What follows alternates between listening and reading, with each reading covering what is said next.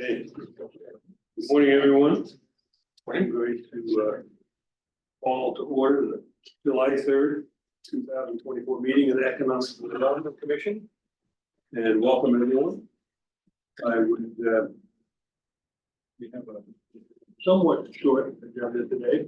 We do have a quorum present and I'm hoping we'll get through it without too much delay.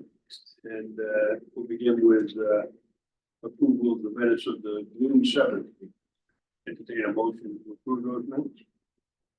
So Second. Any additions, corrections, modifications? Hearing none, I'll call the question. All in favor? Aye. Any opposed? The ayes have it. All right, we're gonna go a little out of order on our agenda because we have a guest who will make a presentation this morning, and one of us has to leave a little early, and I want to make sure everybody had a chance to hear Shanti's presentation. So I would ask Shanti to come forward. And, for the record, this is Shanti Wolf, who is the building inspector for the city of Florida, reporting on the activity of his office since he was joining the city a couple of years. What would you like to say? Good morning. My name is Shanti Wolf, and for those of you who don't know me, I think you know some new faces here, some that I've met before. And in case anyone was wondering about my name, by the way, my name is Shanti. It means peace. I was born in 1972. My parents were hippies. That was the peace movement at the time, so I got the name. They're both reformed hippies now, the kind of capitalistic hippies, if you will. But so anyway, that's my name in a nutshell. So I've been here about 2.5 years. I came from several other municipalities along the way. I was a builder for 30 years and then realized that there was an opportunity as a career being an inspector, which was a heck of a lot easier on the body and less stressful. And it was, I go home at night and for the most part, I would like to leave my job behind. So started in Manchester and then really worked my way up. Cut my teeth in Manchester, a lowly code enforcement compliance officer. Not a lot of fun, but a lot of experience. And then stayed there about a year and then moved over to Somersworth and was an assistant building inspector, code compliance officer, and then kind of a lateral move, but closer to the house. And then went over to Stratham, stayed there for 3 years, building inspector, great job. A little slow pace at times. So when the opportunity came to work over here in Portsmouth, I jumped at it, didn't know if I did the job, but I did, thankfully. And no looking back, I think I'll probably be here until I get a better offer. No, I'm just kidding. I'll be here probably till retirement. So I see no reason to leave. There's a lot of diversity here, and I'm on my ADD. There's never a dull moment, so I'm able to bounce from one thing to the next and feel like I'm making a difference. So that's me in a nutshell. Next slide. So this is our team. We have now we have 9 of us. The elusive plumbing mechanical inspector. I had to Photoshop his head in. I really had a hard time nailing all these guys down. This was going to go on my budget slide, but Karen vetoed it. So real people only. I got it back. So so we have next to 9 of us. There's 2 permanent clerks or administrative assistants at the front desk, 2 plumbing and mechanical inspectors, 1 full-time electrical inspector. A multi-purpose part-time electrical inspector who works for the water department for SCADA as well as us, so we're really able to utilize him quite well. And 3 building inspectors, myself, and then 2, they call them assistant building inspectors, but they're full on. There's no nothing less about them than any other building inspector. So that's our team. Next slide. Hold on. We're trying to figure out. Thank you for sharing. All right. Everybody okay with the clarity, or do you want something else? That's right. Thank you. There's no internet. Yeah, so if you connect to the school. Oh, I think it's. Oh. Sorry. I think we can continue. You can. You're good to go. You want me to continue? Good. Yes, yeah, please. Yeah. Sorry. So I think most of you know what an inspection department does, but these are some of our core functions. We do a lot more than that, but permitting, I think is first and foremost. That's why we're here, is to review jobs and go through this different steps of a review and then ultimately approve those permits and then inspect throughout the entire, scope of the work. And ultimately give a certificate of occupancy or certificate of completion. Look, the bottom line is we don't want buildings to fall down. We want folks to be safe, not only the workers, but also the public surrounding these projects as they're constructed. Education, a big part of what I feel is super important and was important to me as a builder was learning about why are we requiring inspections, what are the codes, why are the codes here? So we have walk-in hours, 5 days a week, from 8 to 10, actually on Wednesdays from 8 to 9 only, because we have a interdepartmental meeting every Wednesday, but education is the key, so it's first and foremost for me, if we educate everyone, ultimately, we wouldn't even really, our job would be a heck of a lot easier, so that's a big part of it. Collaboration, some communities I've worked in, they have these silos, well hard about, but not here, silos are gone. We work daily with planning, zoning, legal, fire department, police department at times. So a huge part of what we do is making sure that we're all on the same page, so we don't send mixed messages to the public. Enforcement, least favorite aspect of the job, but it's there. Life safety inspections are good, so hotel, motel, apartment buildings. It's complaint driven at this point. Somebody has a concern or complaint about the property they're renting, then usually I'll go with the fire department and someone from legal and we'll investigate and hopefully work towards a good solution for everyone. And then code enforcement is, look, it's a law in New Hampshire. You gotta have a permit to do work. So you drive along and a permit hasn't been pulled, and we'll stop in and give them a warning. And then usually that's it. Permit is pulled within the next day or so, but every now and again, run into situations where it has to be adjudicated, like you say, the least favorite aspect of the job. Next slide, please. Okay, so anyone that's wondering whether or not people work in Portsmouth, they do, because when I started in 22, there was 4,300 permits, then 5,137. 5,198 finished up the year July 1st. Our fees collected went from 1.2 when I started to 2.5 million, ended on July 1st. And then our inspections went from 7,800 to 12,563. So there's a lot of folks that are doing work here. To be quite honest, probably don't need any more people doing work because we're maxed out as it is. You know what I'm saying? So, and I don't know if that's just a sign of the times, the economy, it'll probably ebb and flow. Maybe next year it'll be a little bit lower, hopefully not. But I like to think that contractors and homeowners and developers feel welcome. They're more comfortable, even if it's a very small job. They know how easy it is to pull a permit, so they'll come in and do it. So that could be a part of it. But I think a lot of it is economy driven. It's just once you get a sign of the time, Seacoast is a desirable place to be. Next slide, please. Do you have Yes, questions as we yes. go, or to say? Yeah, if you feel like, you want to address something in the moment, then by all means. Yeah, quick question on the previous slide. So the fee increase is not linear to the number of permits. Have there been an increase in fees or different types of ones? There's been an increase in fees, from $8 per thousand to $10 per thousand for commercial work, and then 7 to 8 in residential. So, per thousand cost of construction, the fee has increased roughly by $2 per thousand, but the number of permits processed has nothing to do with the fee, obviously, Okay. right? But the fees collected, and of course, nothing to do with the inspection. So, but yes, that's true. So you've got 1.2 million versus 2.5 million. A little bit of that's really $2 per thousand, but clearly not all of it. So Cost it's of not construction mostly. cost of construction and the sheer number of permits that were processed. Thank you. Shanti, when did that fee increase? From what year to what year?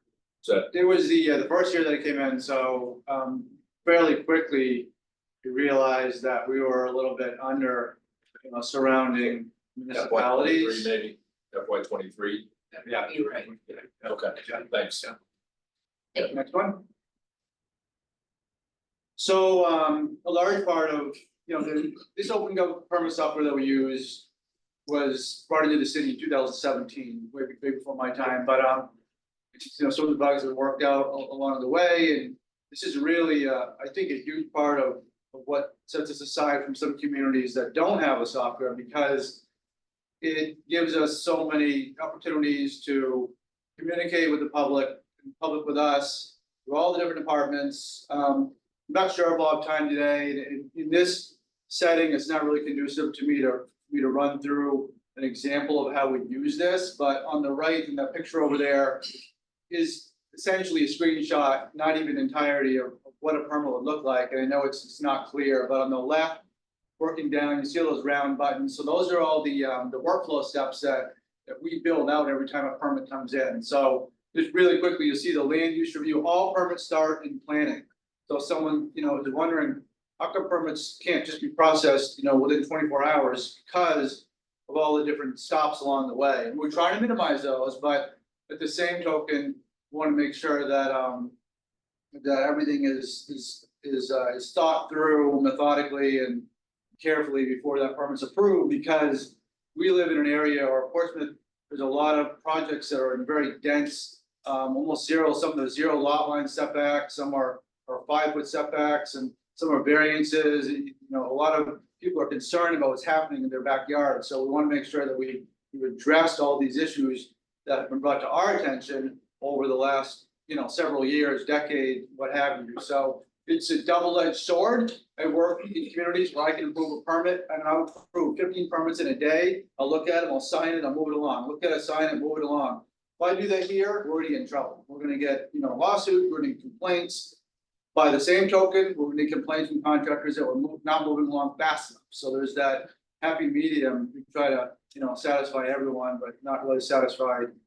It goes both ways, you see what I'm saying? So, yes, sir. But Chuck, when you're done, I just want to say, you talk the group through how we use this for the outdoor dining improvement process. Sure, yeah. So the permit software is for encumbrance permits, it's for demolition permits, building permits, a lot of different uses, cross-departmental platform, very customizable.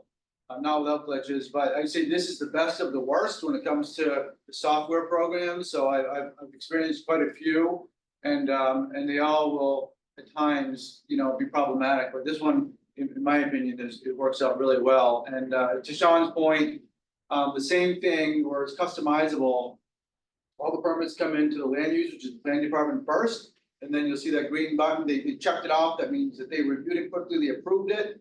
Made sure there were no easements that we need to be aware of. Address verification, there's a lot of older addresses within the city, and it's been problematic when inspectors or even first responders for that matter are wondering, where is this property? It says 28 Main Street, but I don't see it. So as we go through, we're making sure not only does the property have an address identification physically on site, but also it matches up with assessing and the E911 address. So that's what that address verification is. And then you can see them below that. There'll be several other approval steps along the way.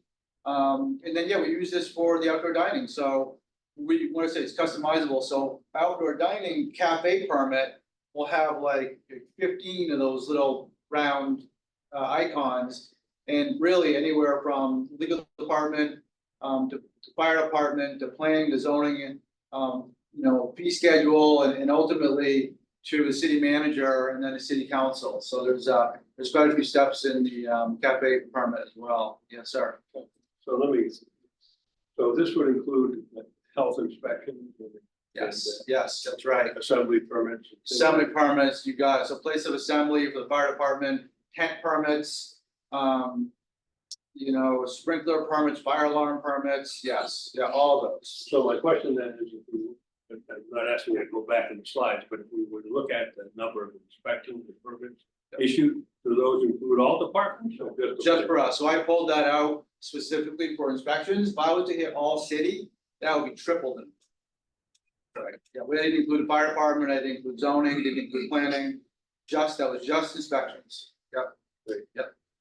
Time savings, efficiency, let's say communication, remote work. So wherever I'm at, this is cloud based. I can go on, and sometimes I get maybe a call from manager's office or from over the weekend even, you know, like, hey, what's going on here? These guys really plan on getting started. I can go online, see what's happening. And if I want to approve it, I can all remotely.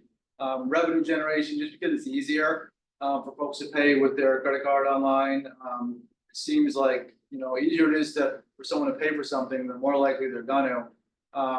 Then the communication, also within all of these workflow steps, when you click on them, it'll open up like a chat box. So I can make a comment on any one of these workflow steps. It'll go to the permit applicant and it will also go to the reviewer that's assigned to that workflow step. So everyone gets an email saying, hey, what's going on with this permit? I thought we were gonna have approved yesterday.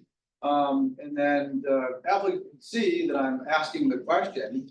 And then whoever is responsible for that workflow step will get notification, and it might be like, oh, sorry about that, I missed that, prove it. Or, well, we're still waiting on questions from the above comment, please look above and you can see the question that was asked. So, and then within this permit also, with this software program, all of the, it says BLDG 23-1014, below that is details, which is a click on details to give the scope of the work on the right hand side and a whole bunch of information, but also with attachments. So any photographs, any plans, details, everything gets uploaded to those attachments and it lives here. So this is the employee facing side of the portal, but anyone can can go to City of Portsmouth, click on permitting and open up your own account and type in any address you want. And you'll have a view only. You won't see exactly what we're seeing, but you'll be able to see all the permits that we have on record, any of the details, any of the attachments. If you want to know what's happening at, you know, what, 1 Congress from McNabb, you can go on and click on that address and open up all the plan sets and you'll be able to see what's happening in real time. So that's pretty handy. You can't make any changes, but you can certainly view the progress. Yeah. That's great. Yeah. So next slide. And then, how are we helping, right? So, what has changed? So when I started, I think there was about 1,200 permits that were backed up, meaning that weren't processed. It was a real nightmare. I was here for the first couple of weeks. I think I was working 10 to 12-hour days, didn't think it would be sustainable. And then finally, we're kind of able to reel things in. Just, you know, I think extra staff. One problem was that the department was understaffed. The staff that was in charge, I think, felt a little bit pressured to stick within the code book. And so sometimes that's limiting. You want to stick within the code book, but you also want to be able to make decisions that you know, kind of make sense and also, you know, are safe. But, you know, you've got there's a little bit of a gray area. I'm not sure that was being addressed at the time. So, but, you know, staff was doing a great job for the amount of inspectors that they had. But anyway, so one thing that we changed was office hours. There was concern and complaint that we really weren't engaged with the public. And so one way to do that was just like, look, guys, we're open from 8 to 10. Come on in, sit down with the inspectors. You're not limited to office hours either. Anytime that someone wants a meeting or consultation, they just, you know, give us a call and we'll set that up. Remote inspection, yes. Are people taking advantage of that? A lot, yeah, but if you, Office hours? yep, matter of fact, Not you're right, sure. Yeah, so one example was, a couple weeks ago, and then, we had a staff meeting, I think at 10. And it was like 9:50, and I walked by one of the inspector's offices and I said, hey, don't forget the staff meeting. And the resident spoke up and said, well, I still have 10 minutes, because I walk in is until 10, right? I'm like, yeah, you're all set. So people are taking advantage of it, they're aware. Remote inspection, so in the past, it had always been, you know, it was a bone of contention for a lot of contractors that, look, I've got 1 hole or 2 holes. And in the inspection, we gotta verify they're 48 inches deep, maybe for frost protection. Your inspectors are telling me it's 2 weeks out before, it's unacceptable. So we're like, take a tape measure in, take a picture, upload it, no problem. So there's kind of a list of different tasks that we could inspect remotely, and it helps us out too. You know, so it's not one way. I mean, and as long as the inspector feels comfortable with the remote inspection that's being asked, then I'm all for it. Permit holders, allowing for permit holders representatives to attend inspections. In the past, the electrician that was working in Western Massachusetts, our inspector said, you need to be at the inspection Monday morning for a 4-minute inspection, just to look at, 1 or 2 things. And that was crazy. So I said, wait a minute, the building code actually says right here, or their authorized representative. Why aren't you guys allowing that to happen? So now the homeowner can meet for inspection, electricians, relative, a husband, a wife, a son, I don't care. As long as someone's there, 18 years old, to let us into the house and show us the work that was completed, that's fine, no problem. Now, if there's issues with it, it might be beneficial for that tradesman to be there, but, for the most part, it's pretty smooth sailing. So we worked and adopted an abridged local building code. There was a chapter 12 and a chapter 15 building code, and they came on board, about 90 pages. We got it down to about 12 pages. Went through city council, had it approved. That's really nice because there's really only a few things that we feel are somewhat specific to Portsmouth or needed clarification that weren't clear in the state building code. So that's what we have now is a single chapter 12. Additional staff, hired on another full-time building inspector besides myself, was well needed, and a part-time electrical inspector, which I talked about earlier. So we've had, 1.3 staff members added since I've started. Requiring staff to attend code training, very important. A lot of these the staff, they weren't even members of the International Code Council, which is the state building code. It's like you're gonna review and approve plans, you're gonna do inspections, you're gonna cite code, but you really don't have any formal training ongoing. They all did have initial training. So now it's mandatory. We have monthly training, sometimes bi-monthly training, not just from offered through the city, but also through the state building code chapter and also from the International Code Council. So another thing has changed, weekly cross-departmental meetings every Wednesday at 9:30. So today I'll have one at 9:30. We meet with planning, fire department, zoning, legal, facilities, and my team. We basically go around the table and talk about anything that happened during the week or problem properties or even success stories, so it's just an opportunity, a roundtable discussion for about an hour to an hour and a half. So what'll change, one thing that I just told the council I wanted to do was a 48-hour turnaround for solar permits. So rather than having to wait a week, maybe a week and a half, we'll go ahead and guarantee as an incentive that we can get 48 hours out the door, providing we have all the information that is on the application. 24-hour roofer permits. I mean, there are times when the roofer doesn't know if, all of a sudden, or even if there's a leak or something, we don't want to have legal go by and see someone working on a roof and say, where's your permit? Stop working until you get one. And 24 hours, I mean, that's the outermost. If someone applies for a front, Saturday night or Sunday night, Monday morning, I want to have that approved. So that's changing very, very quickly here. New City Housing Code, we have a code that's designed to protect the renters, the rental properties. And so right now it's the code we have in place is somewhat problematic. It's a bit of a mess. Technically, it says every time that there's a changeover in a hotel or a motel that housing is supposed to go in and inspect it. And that's never happened, never will happen. It's literally in there. It says hotels and motels. So but there's a lot of things, circular references, and you'll start in one area of the code and then you just it'll be kind of open-ended, not a lot of guidance. So I'm going to rewrite that. Lead effect is this lead dangers of lead, RSA 138. Just went into effect July 1st. And that could be a whole presentation just on that.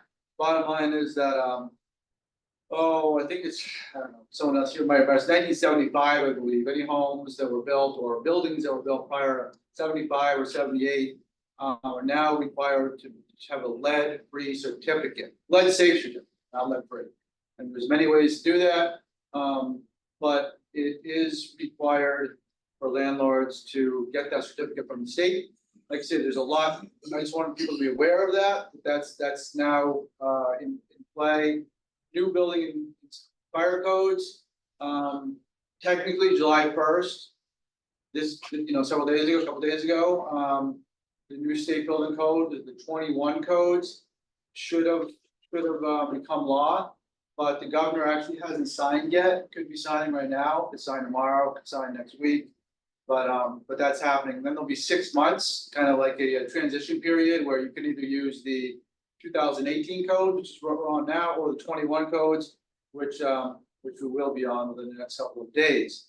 And then streamline local amendments due to SB 437, so that was signed by the governor, and that basically says that as of July 1st, that nowhere in the state of New Hampshire are any local building amendments in play anymore. So they're not to be enforced. So this was an initiative by, several legislatures that really wanted people to come into New Hampshire and have one code across the board, and I get that, I do. But at the same time, it took away all local control, and I get it, we're not a home rule state. But there are certain things that are not clear in the state building code, in which is why local municipalities in the past have had the ability to offer clarification or maybe even some amendments that would make more sense, because the state building code, it's not always 100%, in my mind, applicable or even sensical at times. So I like to have the ability to have some amendments, which is what our chapter 12 is. So we have 90 days to submit our existing amendments to the Building Code Review Board for review and approval, to make sure that they're not less restrictive than the state code and they don't conflict. And that's the term that's really kind of interpreted, interpretive. Conflict could be anything, but in the meantime, cannot be enforced. So as of right now, we actually don't have a chapter 12, but to be determined or to be continued, I should say. So next slide, please.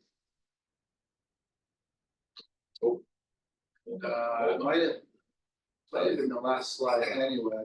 Well, I think there was one more. Yeah. Slide, but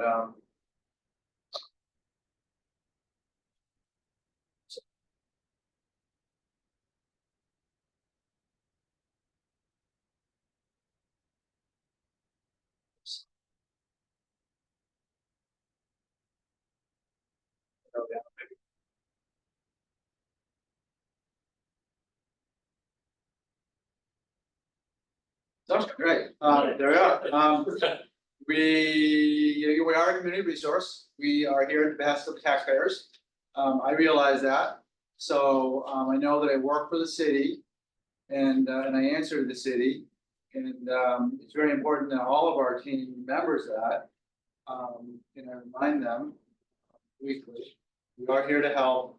And really the primary goal here is safety and also efficiency, right? So that is pretty much the presentation. And any other questions that haven't been asked, I'd be happy to answer. Yes, sir. Just wondering, like, in your amendments, do you find that some of them are more stringent than the state codes? No, I don't, equal to. They can't be any less stringent, is what the Right. code says. So like for an example, the definition of hot water, it wasn't really defined in the state code. And so we offered that the tank itself, the water that sits inside the tank, needs to be no less than 140 degrees. We want to make sure that all the bacteria is killed, is dead when it comes out of that water heater. Because there's been a lot of cases linked to Legionnaire's disease, or respiratory infection. So we established a temperature within the tank, no less than 140. And then when it comes out of the tank, it can be tempered down to 130, 120 for commercial. So that's an example of what we offer some clarity, and we offered a definition that wasn't present in the state code. But other than that, I mean, I say it's a bridge. So there were two separate chapters entirely, 12 and 15, 90 some odd pages. We got it down. The biggest, yes, the most restrictive change would be the electrical code.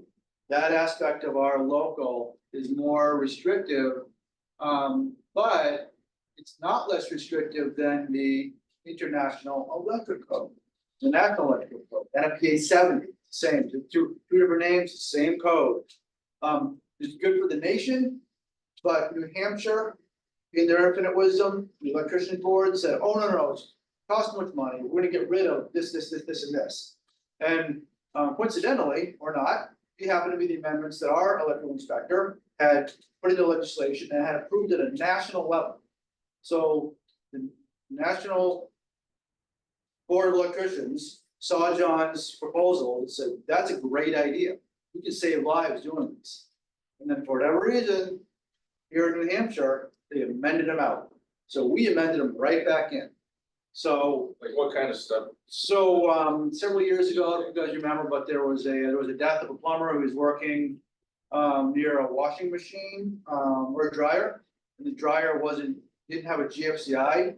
It's a 220 GFC ground fault circuit interrupter. So it's a pretty heavy duty piece of equipment. They're not cheap.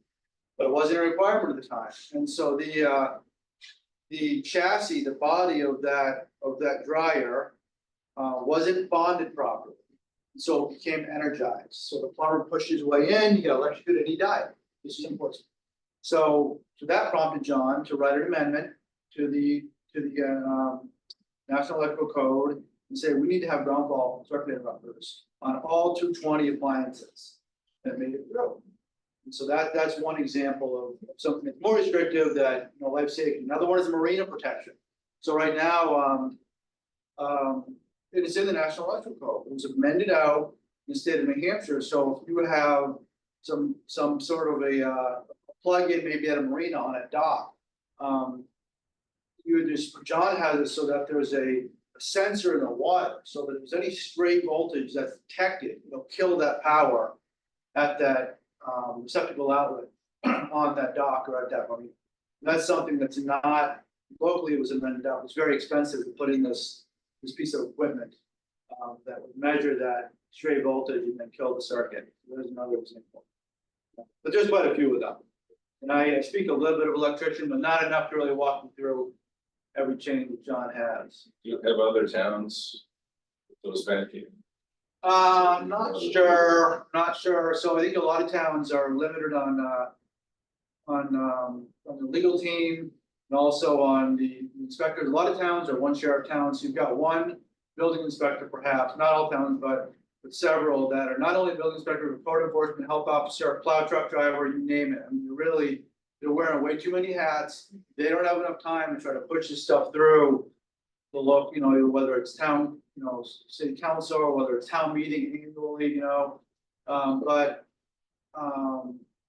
but certainly there are some large municipalities that have more restrictive ordinances. Manchester is one of them, and Concord, Salem, where they have bigger and larger teams and they're dialed into, I think, to the legislative, the changes and how to make changes. Yeah, there are a lot of local. As far as specifically to the electrical, I'm not sure.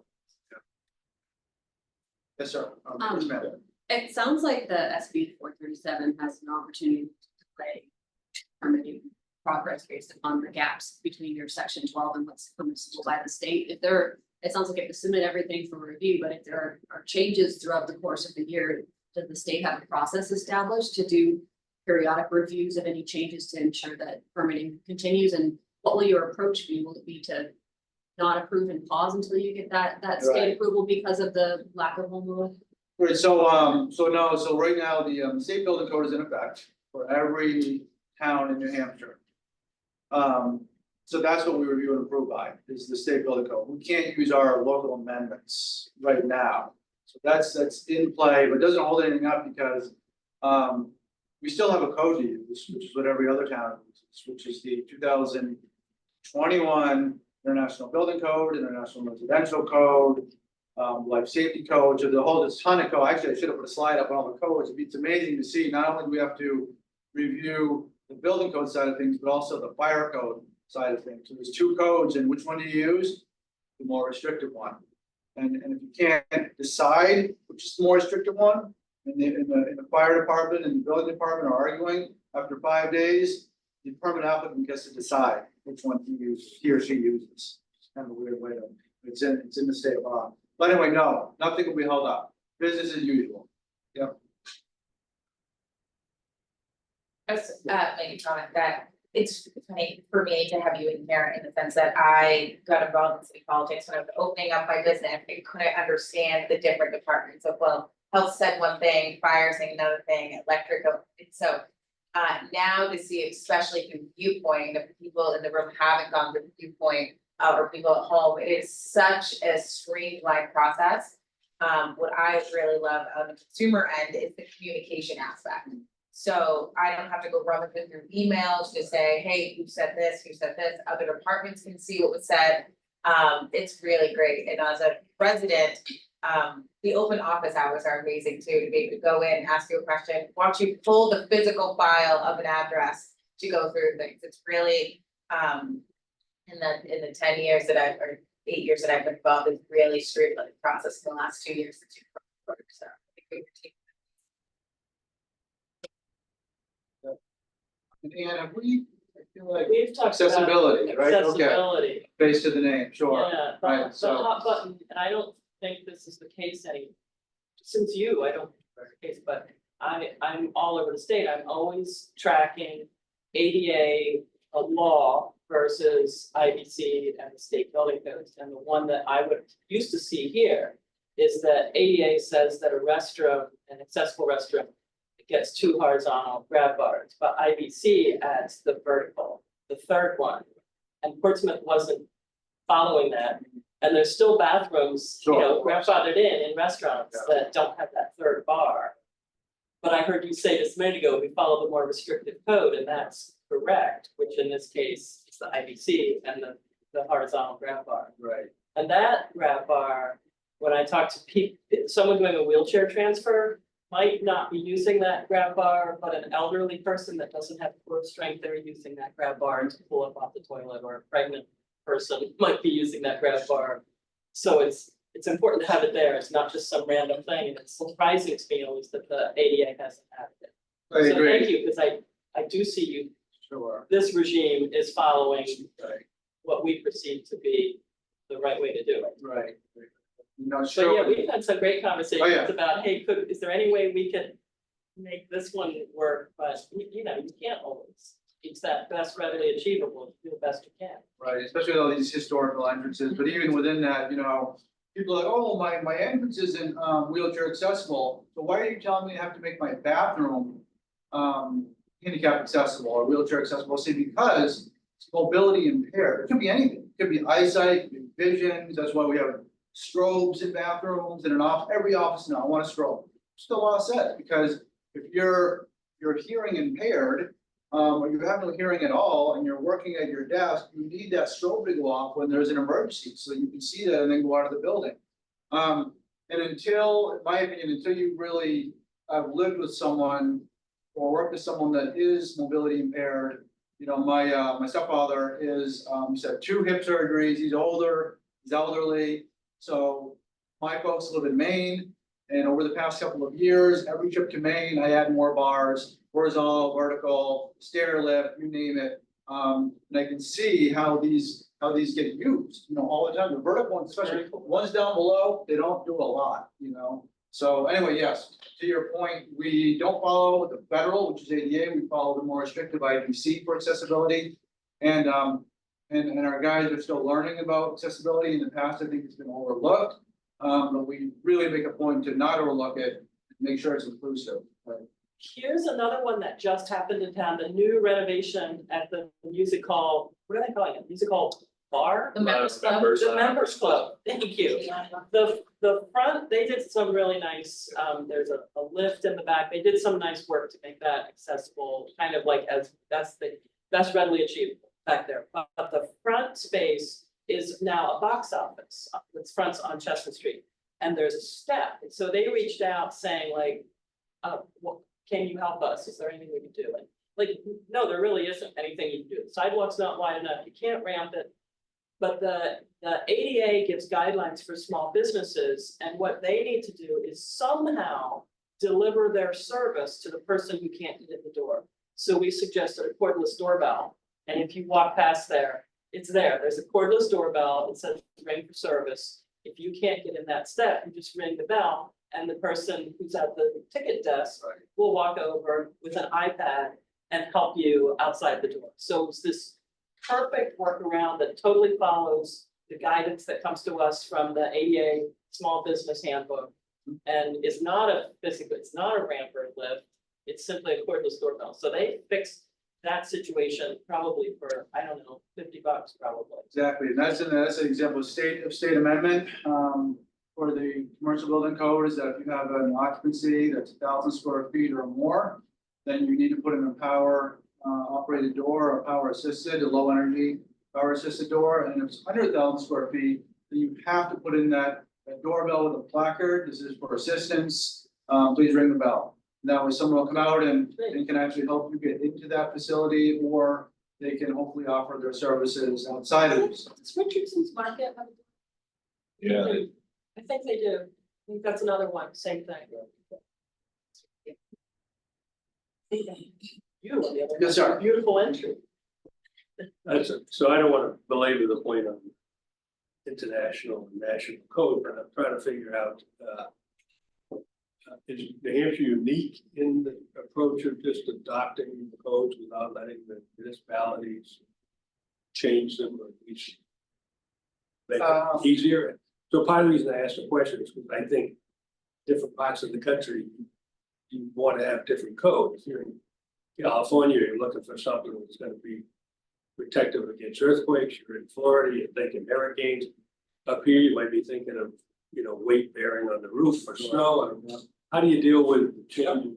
Well, it's all in the book, so really technically, the International Building Code, the International Residential Codes, those are the codes that we use, international. So within that book, in the first chapter, they show a map of the United States. And then all these different zones and regions on that map. So then when you go to different tables for seismic activity or wind speeds, flooding, you'll go to the table and you look at that zone, like we're 5A right here. Zone 5A, our climate zone is 5A. So we have a 50-pound snow load, we have wind speeds of 110 to 130 miles an hour. So the book does address wherever you're at within the United States. And so, but to your original question, are we the only state that either allows amendments or doesn't allow amendments? Maine has adopted the I codes and they've put in their own amendments. Massachusetts has adopted the I codes and the fire codes, and they've put in a ton of their own amendments. So it seems that every state, even though it could work, universally, but for whatever reason, probably cost driven, amendments are adopted. Yeah, they are. So we're not unique. I think everyone's kind of doing the same thing. Other questions? And if you think about more questions along the way, or say, doors always open, at least from 8 to 10 in the morning. But Appointments available. But seriously, always available, approachable. We pride ourselves on that. So shoot me an email, give me a call, stop by. Love to hear from you guys. So yeah, that's it. Thank you. Thank All right, thanks, guys. Really appreciate it. Great. So let's return to our agenda and we'll ask. Don to update us. It will be quick. There has not been a meeting of the Market Square Master Plan Group, although I understand the Sustainability Department is expecting a report back from the consultant on their public input from Market Square Day, where they had a tent all day, they had a mock-up of Market Square, the ability for people to really engage, and it was quite successful. So that is imminent, and I'm happy to share that. So I don't expect it today, but soon. Was that similar to the program that they had, the sort of opening night? Yes, where people put tags on that? Yes. Very interactive. I was there. It was very well engaged, and it caught residents as well as visitors. So that was a different twist, and see what that is back. American Cruise Lines will be here Monday. Reminder, in case I haven't said it enough. I'm very hopeful that they're going to come up on Sunday with their bus and do a dry run. I've asked them to call me so I can ride the bus with them. We'll see if that happens. Be checking with them today. But the ship is expected to be here Monday morning. All rise. Okay. Questions on I that? think I heard 98 passengers. Yeah, they're pretty full. This is a 109, 101 capacity, and they're full. So You're able to get on the ship to No, look at it? no, not this one. We're hoping for future. I do, so what I understand is they have some bicycle tours set up, so they'll be bringing folks over to the John Paul Jones House. I think they have a tour of Jimmy's, so they're gonna be on and off, letting folks on and off on Congress Street. Other than that, I haven't gotten an update on their excursion bookings. Portsmouth Historic has a walking tour. Okay, so a walking tour, bike tour, so yeah, just kind of what, you know, dipping their toe in, if you will, and see how that goes. How long will they be in Portsmouth? 24 hours. I think it's like a 6 a.m. to 6 a.m. Tuesday. Their catalogs, promotional material online. Let's think. Yes, Things like that. So, yeah, I think it's just a matter, I haven't gotten an update on what they've actually booked, right? That's how they put it out there and they see who signs up. Things. How do they get from the ship to anywhere else? Well, they get a golf cart from the ship to Market Street across the pier, because they cannot walk. And then they can either walk or they can get on the bus. The idea is to have the coach do a loop from the terminal to Market Square. Who's riding the bus? It's their bus. That's the deal. They figured out they get their own bus.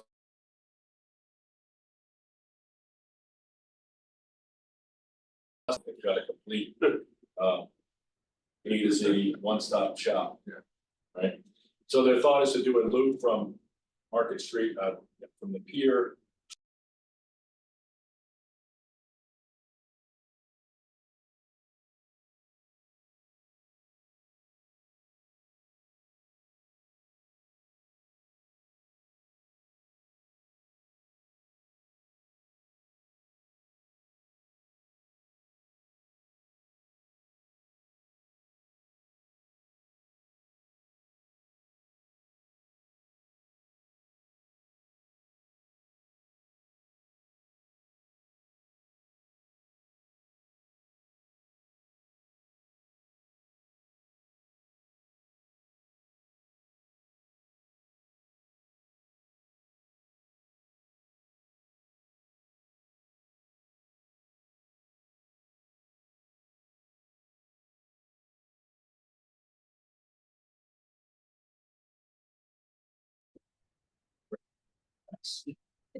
All right, anything else?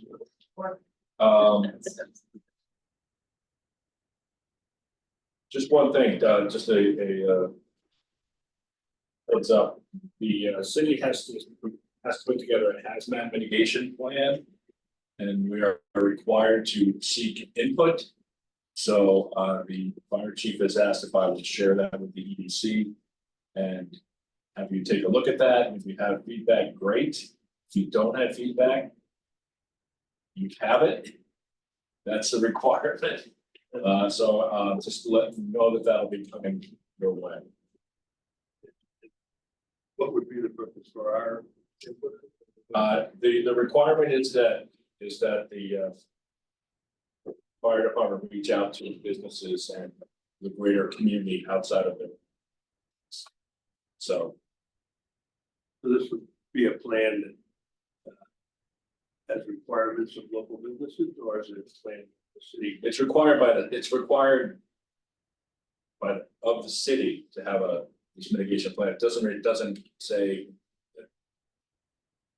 I don't believe it requires anyone else to do anything other than to acknowledge that we have it.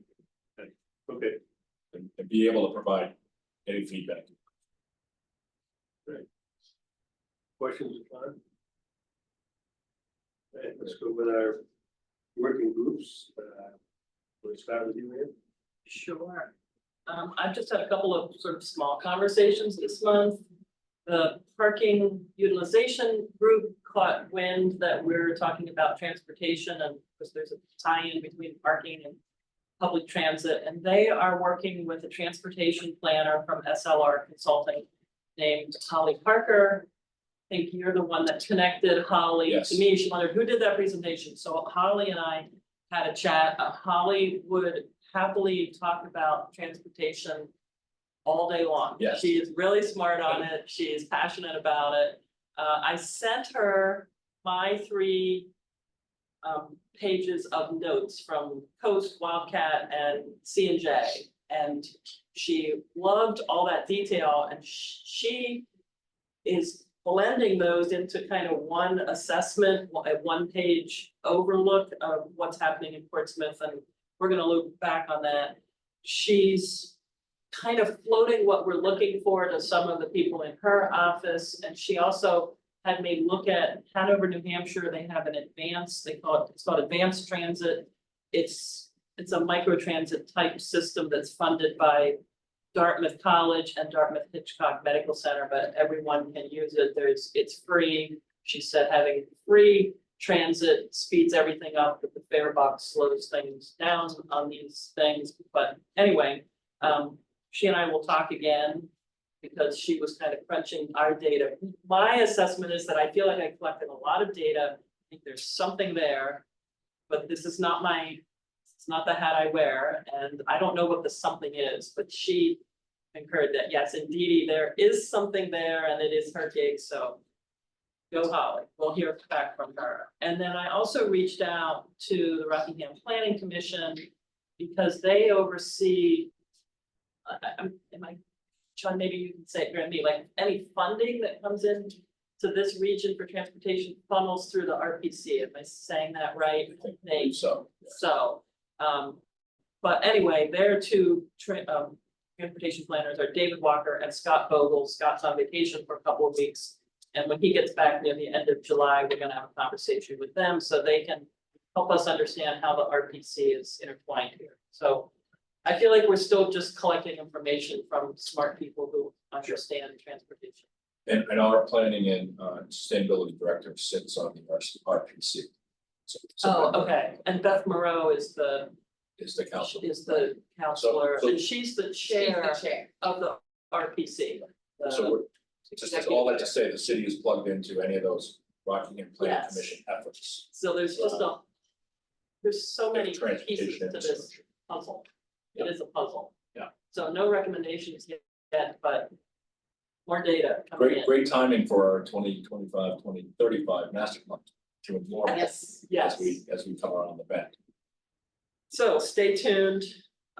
It feels like it's a little harder getting with some of these people in the summer, so, and our August meeting is a harder one, I think, to get big report backs with the PowerPoint, so I'm kind of looking at September to have some meat. We'll talk about it, August meeting. But we'll be kind of busy. In your brief conversation with Rock trading people, was there any discussion about what kind of funds are currently still available? My conversation was with Beth, who said, yes, I've heard of those funds, but I don't know how they work. You need to talk to Scott and David, who are on vacation, so stay tuned. She said they asked, because they're staff members. Right.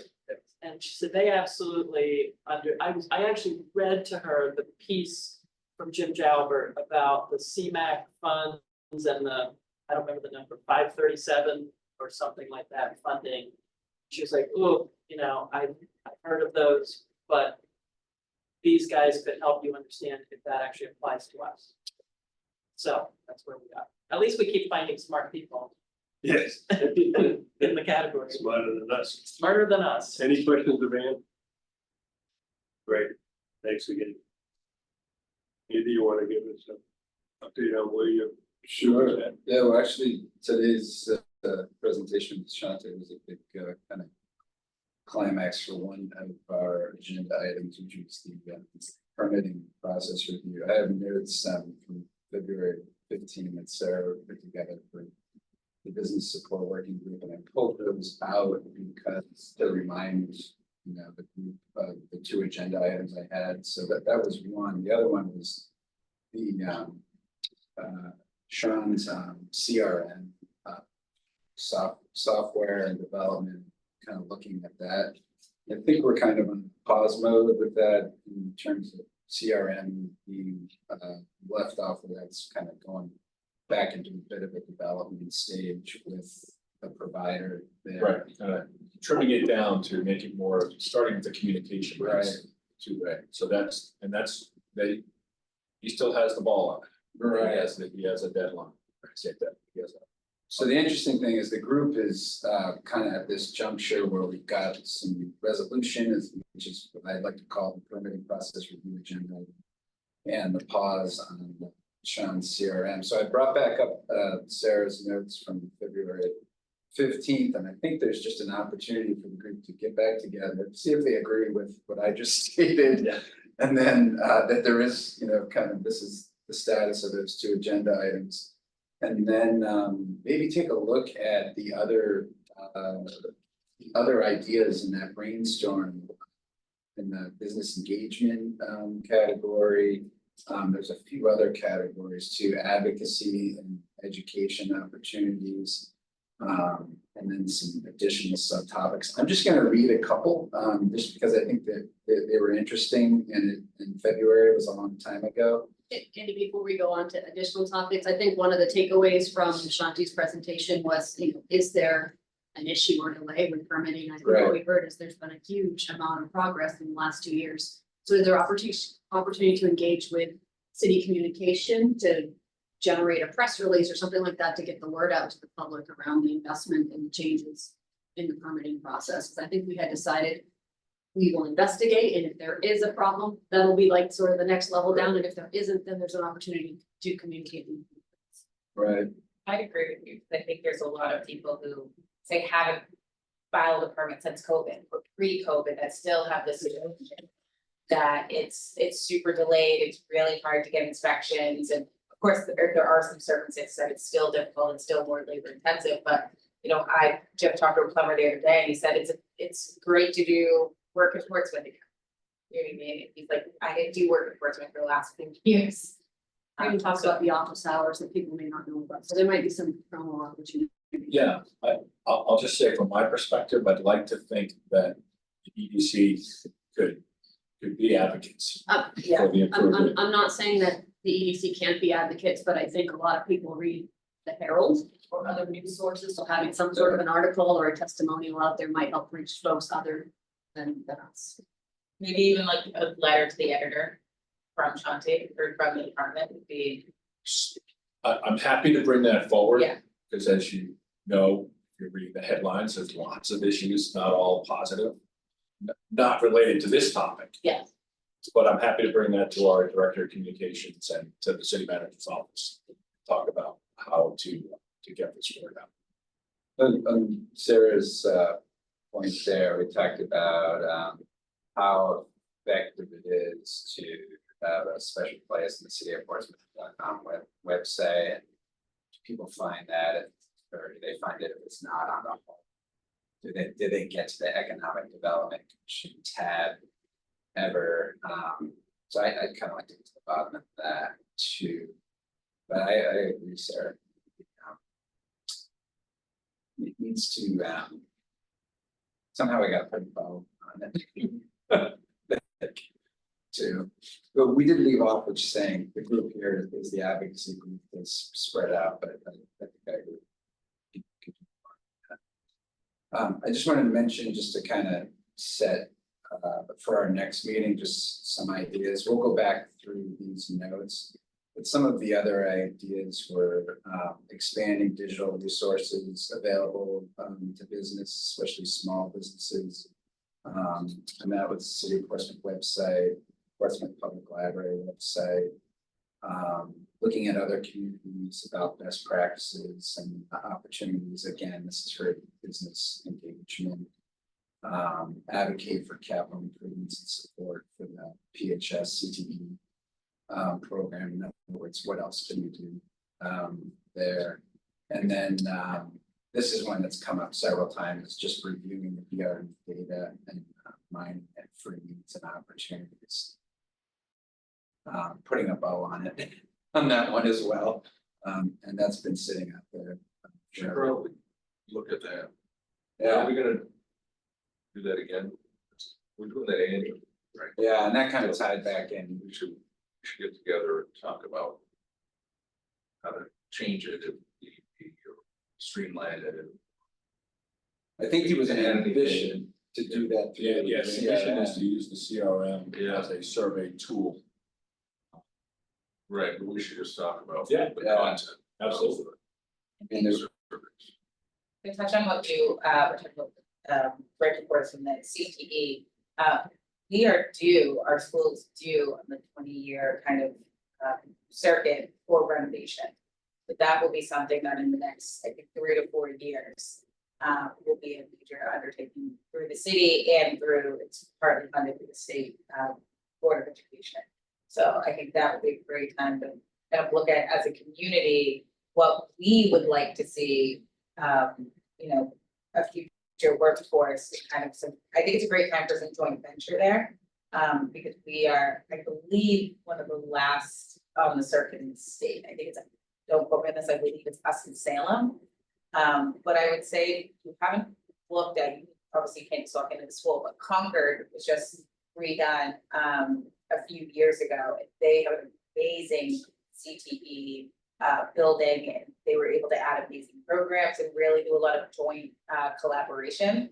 And so I think that's something to make sure that we are staying on top of. And Courtney Richards at that high school that had the CTE is a great contact. But I do know we are in the cycle. The CTE will be ideally completely renovated and expanded in the next few years. Spalding was, Spalding High School, couple of years ago. Yes, That and was it's stunning. It's stunning, and they did a lot of, you know, they have a great program with Holy Rosary Credit Union, where they have a whole banking department and you know, something like that. Canadian Service Credit Union, or, you know, there's just a lot that we could do, you know, to help fund, and then to look at again what businesses are saying, hey, we're looking for a ready to work workforce that can come out of the CTE program and go into some salary program. I know we spent a lot with Anderson Welding, which is a welding Barrington, who went to actually our alternative school, and then FDU is a huge welding company. But again, just so you know, and that group knows, and we're due. So Andy, I think the message here really is for you to get together and sort of yeah, absolutely. decide if there's anything to follow up on. Permitting thing. Create a message, sort of put a bow around it. And then what you want to do for the rest of the year, come back with a recommendation. And we've heard a couple of good ideas here this morning as well. I would, one thing to just, if you get into the messaging and the permitting, I think in the development community, there is still a perception that the zoning permitting process is still complicated. You know, we have a very complex zoning code. So you need to distinguish between the inspection permitting process and zoning thing. Unless you want to take that on as well, which I think is probably more than it's doing handled by. I just think you could just say it out there and say, you know, you can do what you want in Portsmouth pretty readily now, probably would be met with resistance, so you want to address that. Right. And maybe it's the software is To lead with, yeah, to make sure people are aware. it does work. Yeah, Okay. So, moving on, Ben's not with us. Do you know if you have anything you want to? Well, just, I put a calendar together, I didn't grab a copy, but just a couple of big events that are coming. One is on the 16th. Is the, I need one to read. You guys. Seacoast Chamber Alliance is a big 6-chamber event at Pease under the tent. That's on the 16th, and would really want me to talk about that. It's always great, it's always well attended. And then continue to remind you that street lamp tickets are still for sale.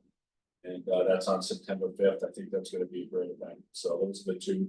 That's on piece. Yes, that Port City Air, Street Life, Port City Air. Port City Air, and I think I've mentioned this, but they They really do, they're really integral over there at the airport. You might hear about that at our next meeting, but there's just a lot of folks that come through their terminal that spend time in Portsmouth or choose to come through their terminal, given a choice because of their level of service. So I think it's just appropriate that, moving away from downtown and taking an opportunity. Street life out there is very timely. So, other than that, there's a very, very, very full, July 15th city council agenda, I'm told.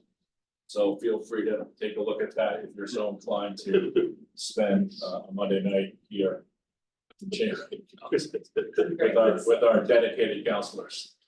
But that's all I have for the council. Well, that's a great introduction to council. Yeah, well, I guess, we're paying for having probably the shortest city council meeting in the past, 3 years now, 2.5 years? We were, if you look back at the beginning of 21, we're really having good, 2 hour, 3 hour city council meetings.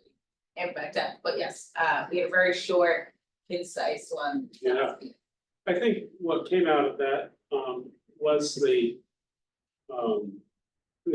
approval of the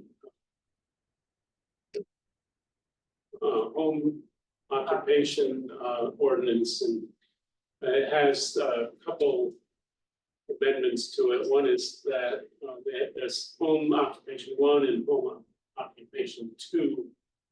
Home occupation 1 is, generally, it's accepted, or what do they call it, approved, for no more than 2 clients, has to be no employees other than the resident of the home.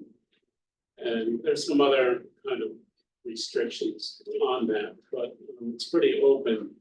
Then the home occupation 2 is for larger, it is up to 6 clients. And you can have 1 non-resident employee as well. And those are, that's a little more restrictive in terms of parking and stuff like that. I think it's a good ordinance now. I think especially the cultural people, the artists, who have been advocating for this, very pleased for this ordinance. It's good. I would say tonight, we had a good amount of public comment, public support for those changes, so it's always nice to see people come out in good droves to support something that the council is gonna do. A couple other updates, myself and Councilor Tabor Chair, some of you may know, we reactivated the Mayor's Blue Ribbon Committee on housing. So we are going through the process of going through the list of the land use, the Blue Ribbon Land Use Committees settled with those 5 to 7 properties that could be turned into housing. So the housing committee is going to go do some sidewalks over the next 2 months. And ideally by end of fall, we'll have a more drawn down list to present to the council for consideration. We've added a couple more criteria, including community impact, traffic impact, and some other flows that were really important to that committee. But that will be coming forward to the council. We expect an update on the RFQ that was sent out for Sherburne School, either on the 15th or by our August meeting. So the city manager was gonna give that today. Yeah, so there's not much of an update. They received, I believe, State Public 8. Those you can view on the website, and then there's an internal staff committee. As with every RFQ, there's an internal staff process. And the top finalists will be presented to us to then decide what the next steps will be. So there's not too much information. Everything determines the winner. Yeah, I think it's dependent on the criteria that was set forth in the RFQ of qualifications. And so Will it be design? there's The RFQ lists what you're Metric. evaluated on, and there's a committee that's in place that made the short list, the 4 will interview, and my understanding is the committee will recommend, and then we'll go to you. To you. I guess I was just wondering what. Yeah, I was just gonna say, Sean, yeah. What the kind of hot button.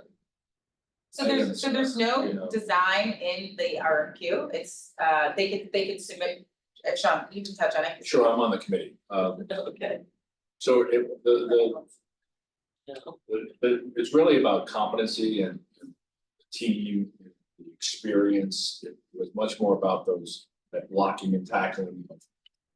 Are they qualified to do a project like this versus design? That's what that's what the RFQ went out to and was clearly defined, and that's what came back, and there were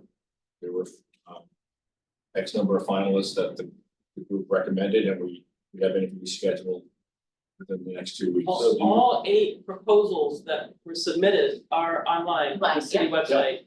So you can actually read 215 pages of proposals if you're so inclined. I think it was- I did. I think that was what was really nice to see come back is so many. That there are so many developers, some for profit, some nonprofit, but we did specify that Sherwood, the council made a motion that was unanimously accepted that the Sherwood School will be permanently below market rate housing.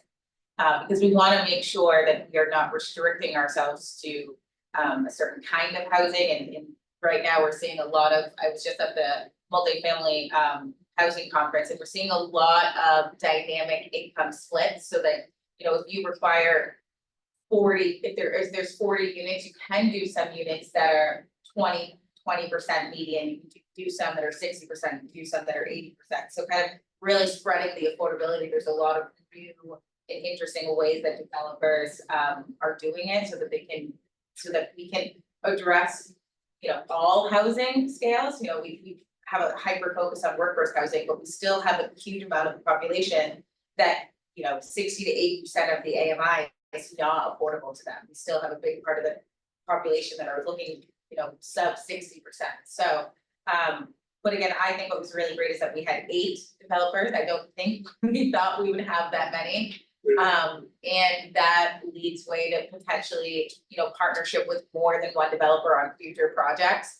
On, you know, whether it's city owned parcels or other parcels. Great. Any other issues? No, I think that like we said, it was very short and sweet. It was. July, the August I update. think it was because the basketball game was on at 9. Oh, yeah. Just to note that I will not be here for the August second, Second. yes. I'm Okay. going on a river cruise, so it'll be interesting. I may not also. No, the youngest person on that boat. Okay, any new business at all? Okay, then I will open up with public comment and. Well, if you want, I'll keep it short. Are missing. I just had a couple of comments on things that said, I will say on the inspection, someone do, Give you a name for the record. oh, David Choate. General public. And I will say on the inspection side, definitely things have improved since Shanti took over. I will say, I think there's a little bit of a disconnect from the fire department in their inspections, they're still over the top. One takeaway I took from him, he sort of said it at the end, he said, well, he's gonna require strobe lights at all new offices. Which is crazy, I mean, if you have, maybe you require in one office and that's where the employee has to sit if they're hearing impaired or hearing and visually impaired. It just, you know, I hope they're not gonna go over the top with stuff like that. Did you take away there's anything, strobe in each office? I didn't know if it meant office room or if it meant general, I mean, because there's not a fire alarm in every single. Well, you have to have strobes now in your offices if they're not sprinkled. It just caught me that it was like, Yeah, I'm not sure. it was like an over the top regulation, which I'm not sure. But we have an issue at Nobles Island where one of the unit owners did some renovations and turned out that in 1985, when they built the project, some of the sheetrock in the ceiling was not properly fire taped and caulked. Well, now they're making every commercial unit, which is a few $100,000, do it because it wasn't done right at 85 and the building inspector didn't inspect it. To me, it's nuts. I mean, that's not fair that they can come in and say that, you know? I'm surprised they didn't come in and say you gotta sprinkle the project, which would be a multi-million-dollar. It just, I think the fire department is not on the same wavelength as Sean, so it's my take. Maybe the state codes too. Good.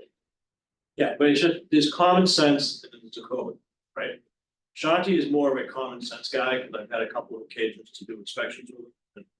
But anyway, that's just I just don't know where it's happening. I mean, you continue, as you said, Tom, you continue to hear the people, the contractors, and developers complaining about how difficult it is to do business here. That's not people who haven't been here for 2 years. Yeah, no, just to clarify, I'm not hearing people complaining about this, but I'm hearing is that the process of getting new construction is a long process. Yeah. And it's a complicated. Well, that's different than It's totally separate from inspection. The other thing I wanted to talk about was the RFP process or RFQ process for the Sherburne School. I'm a little concerned about the process. I know you're involved and Sean's involved. Housing Partnership did a request for qualifications, so I'm familiar with that. They were one of 8, but the letter that Marty got back was kind of a non-letter. It said, well, it didn't say you haven't been selected, he hasn't been. But it didn't say really who had been, and the letter was really poorly done. And, typically in this kind of a process, and I've been involved in a number in the past, you take the finalists and you ask them for proposals. You don't just go to someone and then they give you a proposal that the neighborhood's not gonna like. You ask for 4 proposals. This is part of the process of being responded to an RFP, they expect that expense. So I urge you to think about that, rather than just going to somebody who looks good, like an investor or somebody. And the other problem with having a large out of town, and there's some national companies that responded, is do they really know the Sherburne School neighborhood? I mean, those people are not going to be passive observers of this process. And I'm not saying it's good or bad, but I think you need to know what the people are gonna do before you select the developer, rather than select the developer, then they propose something that nobody likes. That's my 2 cents. That's the typical process of having done multitude, as Andy has, RFPs, responses. For what it's worth. Okay. Thank you. I know that, I know there's not many people listening, but I'm just telling you. Yeah, and it's unfortunate, and then the other thing I think that, I just think you wanna look at that letter, Sean, that went out to him, and it wasn't very well written. Thank you, it should have said, thank you for your interest, we're sorry to inform you that you were not selected as one of the finalists. We can't tell you who they are, but please feel free to stay engaged in the process. And then there were 3 companies, I don't know what they hear, there were 3 companies copied on the letter. So what happened to the other? Anyway, my 2 cents. Got it. I won't be here in August, so that will cover my August conversation. Well, thank you. I'm not going to the roof. All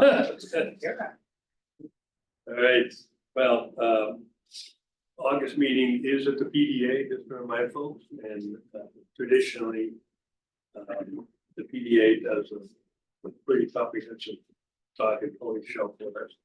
So I'm expecting most of that meeting will be learning about what's happening here. I think we didn't have a meeting last year. So, we'll be catching up since 2022. With that, I will entertain a motion to adjourn. So moved. Okay, second? Second. All right, all in favor? Aye. Opposed, the ayes have it. Thank you. And we did it at time.